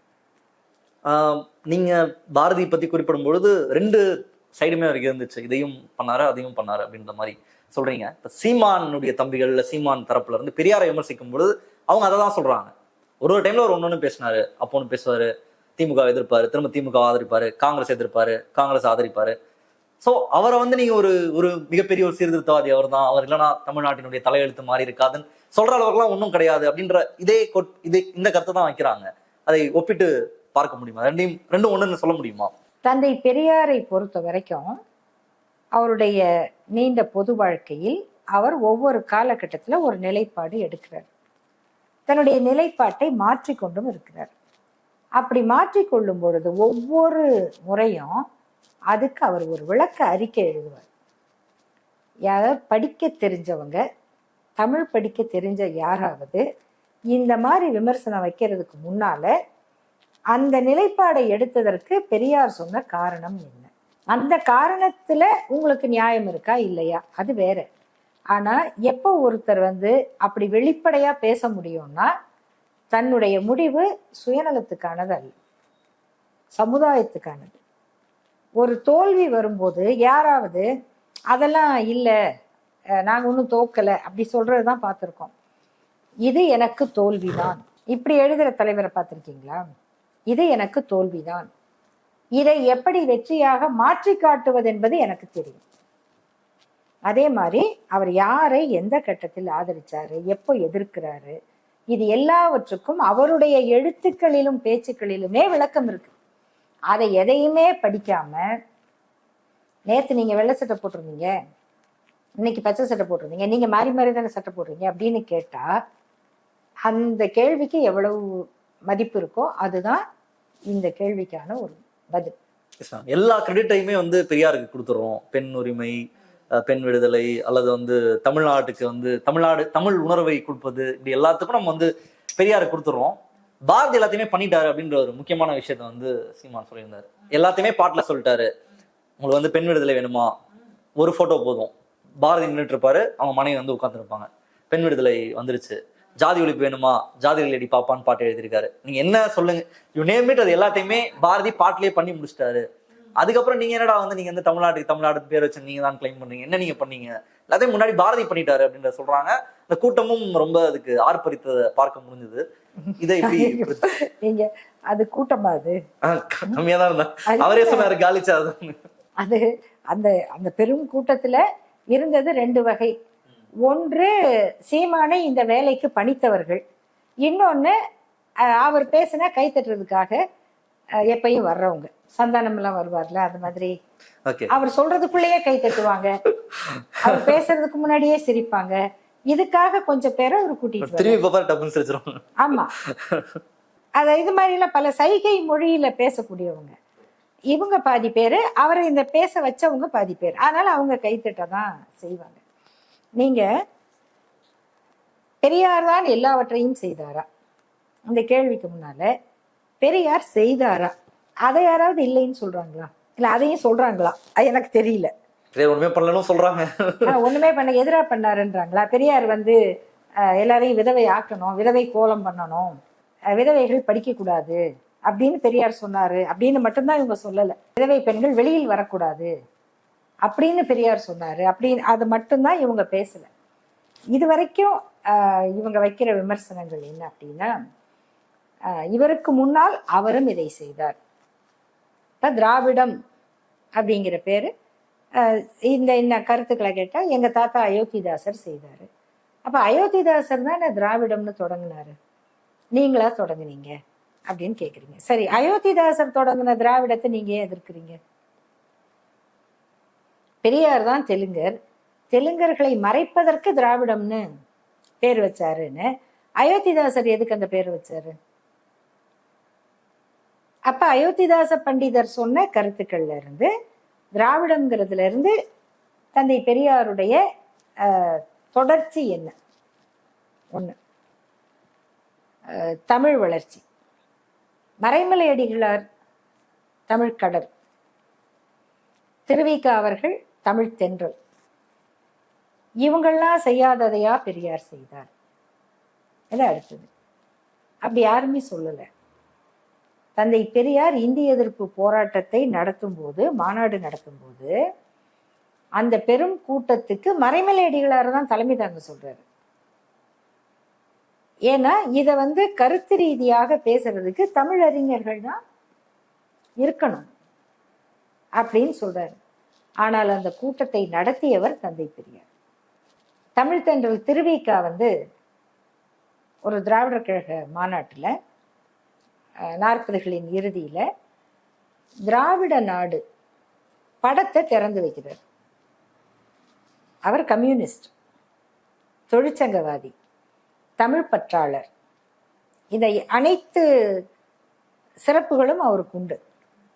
தந்தை பெரியாரோடு சுயமரியாதை இயக்கத்திலும் பயணம் செய்தவர். காங்கிரஸ்ல இருந்தே இவங்கெல்லாம் ஒன்னா இருந்தவங்க. திருவிக அவர்கள் சொல்றாரு, சுயமரியாதை இயக்கம் தொடங்கிய போது நாங்கெல்லாம் சேர்ந்துதான் தொடங்கினோம். சுயமரியாதை இயக்கத்திற்கு நான் தாய், பெரியார் தந்தை. ஆனால் அந்த குழந்தை தாயை விட்டு தந்தையிடமே அதிகம் வளர்ந்து விட்டது அப்படின்னு சொல்லிட்டு இந்த கருத்துக்களை இதற்கு முன்னால விமர்சனம் செய்த திருவிக அவர்கள், நான் ஏன் திராவிட நாடு படத்தை திறந்து வைக்கிறேன், அவர் ஒரு தேசியவாதி அப்படின்னு பேசுறாரு. அப்போ இவர்கள் யாரையெல்லாம் பெரும் தலைவர்கள்னு சொல்றாங்களோ, அவர் செய்யாதையா நீங்க செஞ்சிட்டீங்கன்றாங்களோ, அந்த தலைவர்கள் தந்தை பெரியார் காலகட்டத்தில் வாழ்ந்த எல்லாருமே இவர் பெரியார் அப்படின்னு சொல்றாங்க. ஏன்னா தமிழ் அறிந்த தலைவர், தமிழ் சான்றோருங்கிறவங்க தனித்தமிழை பற்றி மட்டும்தான் கவலைப்படுவாங்க. தமிழ் படிக்கணும் அப்படின்னா தமிழ் எவ்வளவு உயர்ந்தது அப்படின்னு பேசுவாங்க. தந்தை பெரியார் ஒரு கருத்தை சொல்றாரு. என்னது? இந்தியாவில் இருக்கும் அனைத்து மொழிகளிலும் மக்களுடைய வாழ்க்கைக்கு உகந்த மொழி தமிழ் மொழிதான். அது நம்முடைய தாய்மொழியாகவும் இருப்பது இன்னும் சிறப்பானது. ஆக தாய்மொழியில படிக்கிறது எளிது. இது இந்தியாவில் இருக்கிற மொழியில் தமிழ் மொழி சிறந்த அமைப்பை கொண்டது. இதுக்காகலாம் தான் நான் சொல்றேனே தவிர, இது சிவனுடைய உடுக்கையிலிருந்து பிறந்ததுன்னோ, முதலையின் வாயில் அகப்பட்ட சிறுவனை காப்பாற்றியதுன்னோ, பேயுரு கொண்ட எலும்பான பெண்ணை உருப்பெறச் செய்தது, இந்த அதிசயங்களை நிகழ்த்திய மொழி என்பதற்காக அல்ல. அப்போ தமிழ் மொழியை இந்த மூட நம்பிக்கைகளில் இருந்து, புராண கதைகளில் இருந்து பிரித்து அறிவியல் மொழியாக்க வேண்டும்னு சொன்னவர் பெரியார். அதனாலதான் எழுத்து சீர்திருத்தத்தை பண்றாரு. அப்ப தமிழ் பற்றாளர்கள் என்ன சொல்லுவாங்க, எழுத்த சீர்திருத்தத்துக்கு நீங்க யாரு அப்படின்னு. இப்ப எழுத்து சீர்திருத்தம் தந்தை பெரியாரால தான் நடைமுறைப்படுத்தப்பட்டு, அவர் 100ஆண்டு விழாவில் முதல்வர் எம்ஜிஆர் அவர்கள் அதை சட்டமாக்குனார். அந்த சீர்திருத்தத்தினாலதான் இன்னைக்கு நமக்கு கம்ப்யூட்டர்ல போன்ல இருக்கிற கீபேடு வரைக்கும் தமிழ் எழுத்துக்கள் டைப் பண்றதுக்கு நமக்கு எளிதாக கிடைச்சிருக்குது. இதெல்லாம் சொன்னா அதை ஒன்றும் அவர் பண்ணலைங்க, அது குத்தூசி குருசாமி பண்ணாரு. இந்த மாதிரி சிறுபிள்ளைத்தனமாக எதையாவது சொல்லி ஒரு பெரியாரை சிறுமைப்படுத்தி விட முடியும் அப்படின்னு அவங்க நினைக்கிறாங்க. பெண் உரிமை வச்சுக்குவோம். பாரதியார் பாடினார். அவர் குடும்பத்தில் அவர் மனைவியை உட்கார வைத்து நின்று அவர் போட்டோ எடுத்திருக்கார். ஆனால் அவர் இறப்புக்கு பிறகு அவங்களுக்கு நடந்த துயரத்தையே அந்த சமூகம் மாற்றல. பார்ப்பன பெண்கள் எப்போ வெளிப்படையாக உரிமையோடு படித்து வேலை அப்படின்னு வர ஆரம்பிச்சாங்க? அதற்கு முன்னால ஓரளவு செல்வாக்குள்ள குடும்பத்தில் இருந்த சில பெண்கள் படிச்சிருந்தாங்க. செல்வாக்குள்ள குடும்பத்தில் உள்ள சில பெண்கள், அதுலயும் பல பேர் கணவனை இழந்தா அந்த மாதிரியான அவங்க வாழ்க்கை அபலை இல்லம், அகதிகள் இல்லம், கைவிடப்பட்டோர் மாதிரி அபலை இல்லங்கள்ல தான் அவங்க வாழ்ந்திருக்கிறாங்க. நீங்க இது சொல்றதுனா நீங்க சொல்றது ரீசன்ட் ஹிஸ்டரி, ஒரு 60-70 வருஷத்துக்கு இல்ல 1920-25க்கு முன்னால. சென்ற நூற்றாண்டினுடைய முதல் கால் நூற்றாண்டு. காங்கிரஸ்ல இருந்து தந்தை பெரியார் வெளியில சுயமரியாதை இயக்கம் தொடங்கிய பிறகு அதுல வரிசையாக வந்த பெண்கள், அவருடைய மனைவி நாகம்மையார், அவங்களும் மூவாலூர் ராமாமிர்தம் அம்மையாரும் சேர்ந்து அத்தனை புரட்சி திருமணங்களை நடத்தி வைக்கிறாங்க. அதுல மிக கடுமையாக பாதிக்கப்பட்ட இசைவேளாளர் சமூக பெண் படித்தவங்க, அவங்கள சைவ வேளாளர் முதலியார் குடும்பத்துல இருந்து வந்தவரை கல்யாணம் பண்றாங்க. கோலார் அப்பாவு அவர்களுடைய மகள் அன்னபூரணி, அவங்கள ஈரோடு ரத்ன சபாபதி, அவர் ஒரு இந்த மாதிரியான சமூக அமைப்பு, அவர் திருமணம் செய்கிறார். சாமி சிதம்பரனார் சிவகாமி என்ற விதவை பெண்ணை திருமணம் செய்கிறார். இந்த திருமணங்கள் எல்லாம் தந்தை பெரியார் வீட்டு வாசல்ல பந்தல் போட்டு அவங்க நடத்தி வச்ச திருமணங்கள். நான் சொல்றது 1, 2, 3. இது மாதிரி ஏராளமான திருமணம். மாநாடு நடக்குது. மாநாட்டுல ஒருத்தர் பேசுறாரு, விதவை முறை ஒழிப்போம், கொடுமையை தவிர்ப்போம்லாம். அங்க எந்திரிச்சு இதெல்லாம் பண்றீங்க, நீங்க விதவை பொண்ணை கல்யாணம் பண்ணுவீங்களா அப்படின்னு கேக்குறாங்க.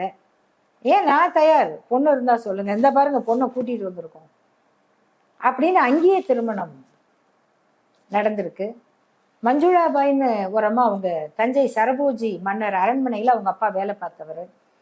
அவங்க விதவையாகி வீட்டுக்குள்ள ஒடுக்கப்பட்டு அவங்களுக்கு சொல்றாங்க, நீ எப்படியா ஈரோடு போயிரு, அங்க நாகம்மான்னு ஒரு அம்மா இருக்காங்க, அவங்ககிட்ட போயிரு. அவங்க சொல்றாங்க, என்னை இந்த கடல்ல அலைமோதி கொண்டிருந்த என்னை சுயமரியாதை தென்றல் ஈரோட்டு கரையில கொண்டு போய் சேர்த்தது, சுயமரியாதை கரையில போய் சேர்த்தது அப்படின்னு. அவங்க வைசு சண்முகம்னு காரைக்குடி பகுதியில் இருந்த ஒரு பெரிய வணிகர், சீர்திருத்தக்காரர், அவரை திருமணம் செய்கிறாங்க. அவங்க புரட்சி கவிஞர் பாரதிதாசனுடைய மகளுக்கு அந்த அம்மா தான் முன்ன நின்று மாப்பிள்ளை பார்த்து தந்தை பெரியார் தான் அந்த திருமண பத்திரிகையை அடிக்கிறார். அந்த திருமண பத்திரிகையில அழைப்பவர்கள் யாருன்னா ஈவே ராமசாமி, மஞ்சுளாபாய் கூப்பிடுறவங்க, வைசு சண்முகம், இந்த பக்கம் பாரதிதாசன் பேரெல்லாம் இன்னொரு பக்கம் இருக்கு. பத்திரிகை அடிச்சு இப்படி இது ஒரு இயக்கமாக நடந்தது. அதுதான் இதுக்கு ரெண்டுக்கும் உள்ள வித்தியாசம் அப்படின்றது என்ன, கஷ்டம் அப்படின்றது என்ன? ஒரு கருத்து, ஒரு முற்போக்கான கருத்தை சொல்றது ஒரு பக்கம் இல்ல, இப்போ அத மூவ்மெண்டா போய் மக்கள் கிட்ட பண்ணும்போது இருக்கக்கூடிய பிரச்சனை அப்படின்றது என்னவா இருக்கும்? என்னன்னா, இப்போ நான் நினைக்கிறதெல்லாம் நான் பேசி நானே தனியா உட்காந்து யூடியூப்ல போட்டு புரட்சியெல்லாம் உண்டாக்கிட்டு நான் கஷ்டப்பட்டோ இல்ல வசதியா இருந்தோ நான் செத்து போயிடுறேன்னு வச்சுக்கோங்க. இந்த கருத்துக்களை ஒரு இயக்கம் ஒருத்தர் எடுத்து இயக்கமாக்குறாரு. நீங்க பேசும்போது எல்லாரும் பாராட்டுவாங்க, அதை வீட்டுல செய்யணும்னு சொல்லி பாருங்க. ஒரு நீயா நானா விவாதத்துல இந்த தாலி தேவையா இல்லையான்னு ஒரு விவாதம் நடந்தது. அதுல தேவைன்னு நினைச்சு சொன்ன பெண்கள் பல பேர் எங்களை யாரும் கட்டாயப்படுத்தல, நாங்க விரும்பிதான் போட்டுட்டு இருக்கோம் அப்படின்னு சொன்னாங்க. அதுல தோழர் ஓவியா ஒரு கேள்வி கேட்டாங்க. நீங்க சொல்றதை நான் ஒத்துக்கிறேன், உங்களை யாரும் கட்டாயப்படுத்தாம தான் நீங்க போட்டிருக்கீங்க, அப்ப உங்களை யாரும் கட்டாயப்படுத்த முடியாது. ஆமா, நாளைக்கு உங்க வீட்டுல நான் இதை கழட்டி வச்சிட போறேன்னு சொல்லுங்க, அப்படின்னு சொன்ன உடனேதான் அந்த பெண்கள் அப்படி யோசிச்சாங்க. ஏன்னா அப்படி நம்ம நினைச்சிட்டு இருக்கோம். சமூகத்துல மாற்றம்ங்கிறதும் இந்த மாதிரியான அதுவும் திருமண மாற்றங்கள் வந்து பெரிய அதிர்வலைகளை ஏற்படுத்தும். இன்னைக்கு தேதியில போய் மறுமணம்னு சொன்னாவோ விதவை திருமணம்னு சொன்னாலோ யாருமே அதை அது ஒரு போராட்டம் தான் கண்டிப்பா தமிழ் சமூகத்துல. அப்படி இருக்கும்போது அதை வந்து ஒரு இயக்கமாகவே உருவாக்கி அவ்வளவு சாதி மறுப்பு திருமணங்கள் எல்லாம் செஞ்சு பெண்களை வந்து மேடை ஏற்றி பேச வைக்கிறது. அப்போ காங்கிரஸ் மேடையில பேசலையா, காந்தி மேடையில பேசலையான்னா பேசியிருக்காங்க. அவங்க அங்க என்ன பேசுவாங்க? தேசபக்தி, தேச விடுதலை, பெண்கள்லாம் வந்து ஸ்ரீ தர்மத்தின்படி வாழணும் அப்படின்னு பேசியிருப்பாங்க. ஆண்களும் பெண்களும் சமமாக இருக்கணும்னு பேசுவாங்களா? நான் வந்து காரைக்குடி ராமசுப்பையா அவர்களுடைய பிறந்தநாள் விழா சமீபத்தில் நடந்தது. இயக்குனர் SPM பேராசிரியர் சுபவி அவர்களுடைய அப்பா, அவங்க அம்மா விசாலாட்சி அம்மையார் ஒரு மாநாட்டில் பேசுறாங்க. அந்த பேச்சை வந்து நாங்க எடுத்து படிச்சு காமிச்சேன். இப்போ 2025 அதை கேட்குறவங்க எல்லாரும் ஒரு பக்கம் சிரிப்பு வருது, ஒரு பக்கம் என்ன அப்போ இப்படி பேசியிருக்காங்களா, ஒரு நூற்றாண்டுக்கு முன்னாடியா அப்படின்னு நினைக்கிறாங்க. அவங்க என்ன சொல்றாங்க? இங்க இருக்கிற ஆண்களை எல்லாம் நான் கேட்கிறேன், பெண்களுடைய வாழ்க்கையை கொஞ்சம் நினைச்சு பாருங்க. உங்களை யாராவது ஒரு பெண் தன்னுடைய வாழ்க்கை வசதிக்காக உங்கள் கழுத்தில் ஒரு கயிறை கட்டி தன் வீட்டுக்கு இழுத்து கொண்டு போய் தன்னுடைய அப்பா அம்மா உடன் பிறந்தவர்களை எல்லாம் காண்பித்து இவர்களுக்கெல்லாம் நீ ஒழுங்காக பணிவிடை செய்ய வேண்டும், அப்போதுதான் நீ இங்கு வாழலாம் என்று சொல்லி அடக்கி வைத்து, மேலும் இன்னும் ஒருவர் இருவரை கல்யாணம் செய்து அழைத்து கொண்டு வந்து ஒரே வீட்டில் வைத்து நீங்கள் எல்லோரும் ஒற்றுமையாக இருக்க வேண்டும், சண்டை கிண்டை போட்டால் தொலைத்து விடுவேன் என்று மிரட்டி உங்களை வாழ வைத்தால் எப்படி இருக்கும் அப்படின்னு ஆண்களை பார்த்து கேட்கிறாங்க. இந்த நாட்டில் 90% பெண்கள் நிலை இப்படித்தானே இருக்கிறது. இப்படி வந்து ஒரு பெண் ஒரு நூற்றாண்டுக்கு முன்னால மேடையில பேசுறோட அம்மா, பேராசிரியர் சுபவியோட அம்மா, இன்னைக்கு வந்து இந்த வரலாறெல்லாம் தெரியாம, இந்த வரலாறை படிக்கவும் விரும்பாம, நீ படிக்காத மாடு மேய்க்க போலான்னு கூப்பிடுற ஆளுகளை பேச்சை கேட்டுக்கிட்டு இந்த வரலாறு தெரியாம அவரை பற்றி இழிவா பேசுறவங்க எல்லாம் இருக்காங்க. அப்ப அந்த அம்மா ஒரு நூற்றாண்டுக்கு முன்னாடி பேசி இருக்காங்கன்னா இந்த மாதிரி எத்தனை பெண்கள். பினாங்ல இருந்து ஒரு அம்மா கட்டுரை எழுதுறாங்க குடியரசுக்கு. அங்க கூட்டம் நடக்கும்போது பெரியாரும் நாகம்மையாரும், பினாங்ல பெரியாரையாவும் நாகம்மையாரும் அங்க போய் இறங்கி கூட்டம் பேச போகும்போது ஜானகி அம்மா எங்கன்னு கேக்குறாங்க. அவங்களுக்கு குழந்தை பிறந்திருக்கு. அப்ப இவங்க சுற்றுப்பயணம் முடிச்சுட்டு திருப்பி பினாங்குக்கு வந்து அவங்கள போய் மருத்துவமனையில பார்த்து அந்த குழந்தைய எடுத்து கொஞ்சம் அதுக்கு சமதர்மம்னு பேர் வைக்கிறாங்க. இப்படி வந்து குடும்பமே கொள்கையாகவும் கொள்கையே வாழ்க்கையாகவும் வாழ்கிற ஒரு முறையை தந்தை பெரியார் உருவாக்குனார். அதனாலதான் மற்றவங்களுக்கு வந்து இந்த திருமண முறையில மாற்றம் இதெல்லாம் வந்து ரொம்ப அதிர்ச்சியை கொடுக்காம இந்த ஷாக் அப்சர்வர் மாதிரி இந்த இயக்கம் வந்து செயல்பட்டது. அதை உருவாக்கியவர் தந்தை பெரியார். இதை வேற யார் செய்ய முடியும்? மாறுதல் எதுல வேணா பண்ணலாம். நீங்க திருமணத்துல சுயமரியாதை திருமணம் அத ஒரு கொள்கையை திருமணத்துல கொண்டு வராங்க. அதுல என்ன முக்கியத்துவம்? சமஸ்கிருதம் வேண்டாம், தமிழ்ல சொல்லுங்க. 2வது, நடத்தி வைக்க ஜாதி வேண்டாம், யார் வேணா நடத்தி வைக்கலாம். மொழிக்கு மரியாதை, நீங்க பிறந்த சமூகத்துக்கு மரியாதை, ஆணும் பெண்ணும் சமம்னு உறுதிமொழி எடுத்துக்கிறாங்க.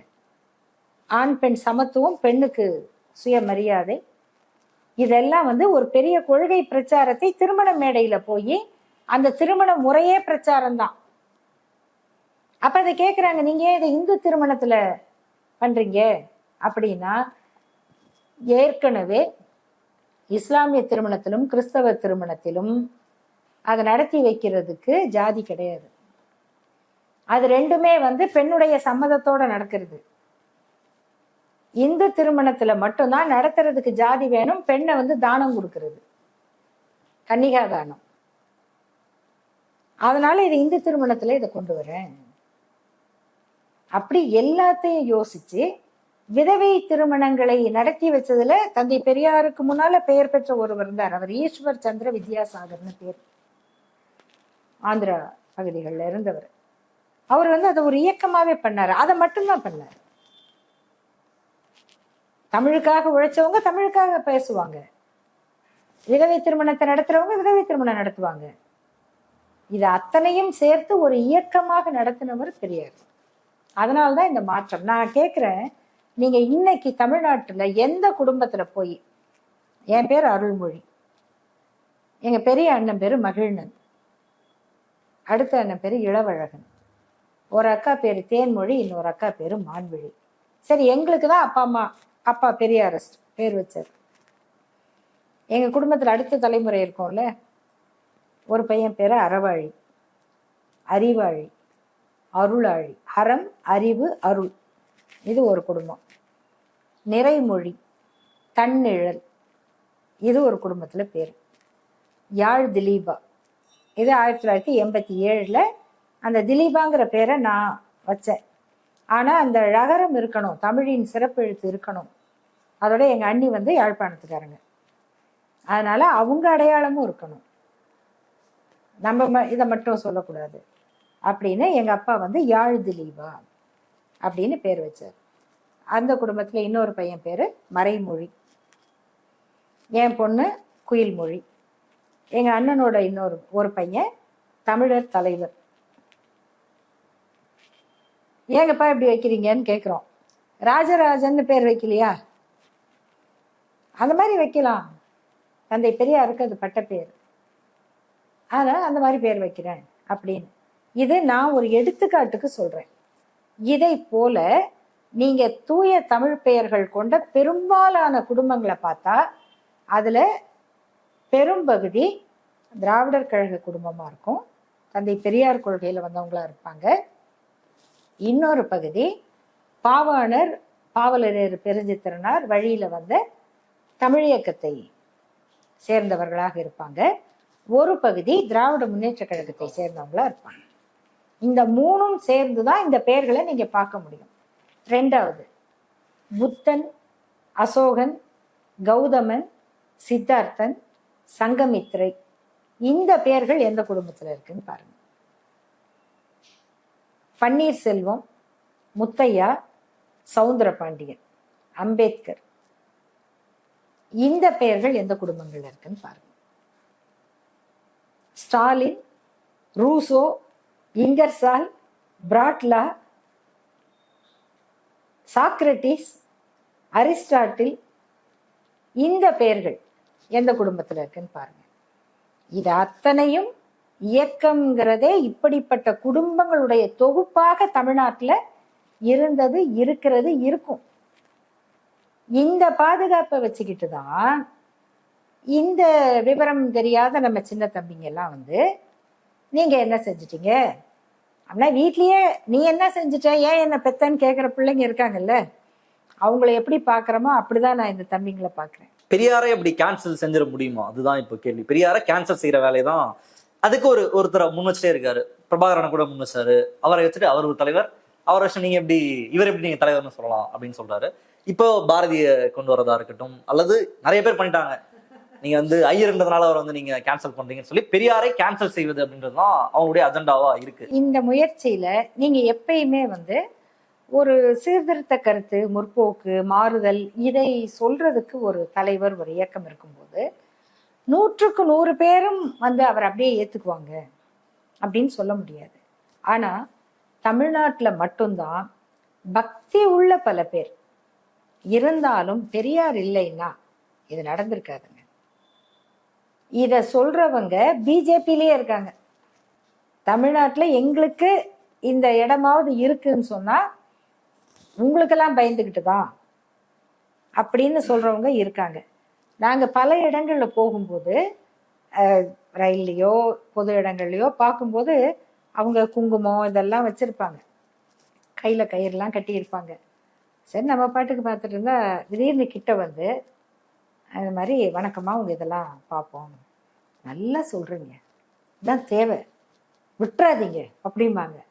நம்ம ஒரு தோற்றத்தை பார்த்து அவர் அவர் என்ன நினைப்பாரோ நம்மளை பத்தி நினைப்போம். அவர் வந்து சொல்றாரு விட்டுறாதீங்க அப்படின்னு. அப்போ இந்த புரிதல் தமிழ்நாட்டில் பெரும்பான்மையான மக்களுக்கு இருக்கு.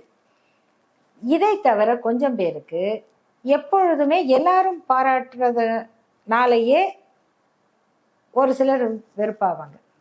அது என்ன எல்லாரும் இப்போ சிவகுமார், நடிகர் சிவகுமார் இருக்காரு, சூர்யா இருக்காரு, நான் வந்து அவங்க நிகழ்ச்சியிலையும் சொன்னேன், அவங்க மேல காரணம் இல்லாம ஒரு வெறுப்போ பொறாமையோ பேசுவாங்க, பார்த்துருக்கீங்களா? ஏன்? அவங்க என்ன பண்றாங்க? நல்லது தானே பண்றாங்க, மக்களுக்கு உதவ தானே செய்யறாங்க, படிக்க தானே வைக்கிறாங்க. அது என்ன நீ மட்டும் செஞ்ச பேரும் நான் செய்யல இல்ல, அது என்ன நீங்க மட்டும் செய்றீங்க?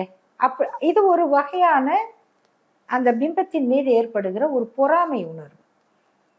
இதை வந்து நீங்க கொஞ்சம் பேர்கிட்ட ஊதி வைக்க முடியும். அந்த மனநிலைக்கு உள்ளவங்க அப்படிதான் இருப்பாங்க. இன்னொன்று வந்து சில நேரங்கள்ல நாம வந்து தந்தை பெரியாரால் பலன் பெற்றோம் அப்படிங்கிறத பெரியார் ஐயாவே என்ன சொல்றாருன்னா, நீங்க அதை சொல்லிக்கிட்டே இருக்கக்கூடாது. நன்றிங்கிறது பயனடைந்தவர்கள் காட்ட வேண்டிய உணர்வு. நம்ம அதை நினைச்சுக்கிட்டு இருக்கக்கூடாது, நம்ம செஞ்சோம் அப்படின்னு நம்ம அதை மறந்துடணும். பயனடைந்தவர்களுக்கு அது நினைவு இருக்கணும். வள்ளுவர் சொல்றாருல, உதவி வரைத்தன்று உதவி, உதவி செய்யப்பட்டார் சால்பின் வரைத்து. நீங்க யாருக்கு உதவி செய்றீங்களோ அவருடைய தகுதியை பொறுத்துதான் உங்க உதவிக்கு மரியாதை. இப்ப இது ஒரு சமூக மாற்றத்துக்கான பணி. அதுல வந்து இந்த நீங்க சொல்றீங்க கேன்சலேஷன் அப்படிங்கிறது, நீங்க பெரும்பாலும் இது ஒரு சைக்காலஜி. வாழ்க்கையில எல்லாருக்குமே இது தெரியும். யாருக்கும் நம்ம உதவி செஞ்சிருப்போம், காரணமே இல்லாம அவங்க நமக்கு எதிரி ஆயிடுவாங்க. நம்ம என்ன நினைப்போம், என்ன நான் நல்லது தானே செஞ்சேன், நான் இப்படி செஞ்சேனே, ஏன் வந்து அவர் எனக்கு எதிராக இப்படி மாறினாரு. அதுவே வந்து அந்த உதவி செய்தவர்கள் மீதே ஒரு வகையான வெறுப்பும் வன்மமும் வரும். ஏன்னா அவங்கள பார்க்கும் போதெல்லாம் நான் வந்து சின்ன ஆளா உணர்றேன் இல்லையா, நீ எனக்கு உதவி செஞ்ச, நீ பெரிய ஆளு. அந்த எண்ணம் என்னை வந்து எங்கேயோ தொல்லைப்படுத்துது. இது மாதிரி ஒரு சைக்காலஜியை வளர்த்து விடுறது. அவர் தான் செஞ்சாரா அப்படின்னா சொல்லாது. அது ஜாஸ்தி ஆயிடுச்சான்னு கேக்குறேன் மேடம். நீங்க சொன்னது பக்தி உள்ளவங்க தமிழ்நாட்டுல அவங்களுக்கு பெரியார் மேல ஒரு மரியாதை இருக்கும். அப்படி இது வந்து நேச்சுரலா எல்லாருமே ஃபீல் பண்ணிருக்கலாம். அவங்களுக்கு வெறுப்பு இருக்காது, பெரியார் மீது ஒரு கோவமோ வெறுப்போ இருக்காது. இப்ப வீட்டுல இருக்கிற ஒரு பெரியவர் மரியாதையே உண்டு, மரியாதையுமே இருக்கும். பெரியார் வந்து விமர்சனம் பண்ணா ஏன் அதெல்லாம் பேசுறீங்க, அவர் ஏதோ நமக்கு நல்லது பண்ணிருக்காருன்ற அந்த மென்டாலிட்டி அப்படின்றது இருக்கும். இப்ப அது மாறிடுச்சான்ற ஒரு கேள்வி.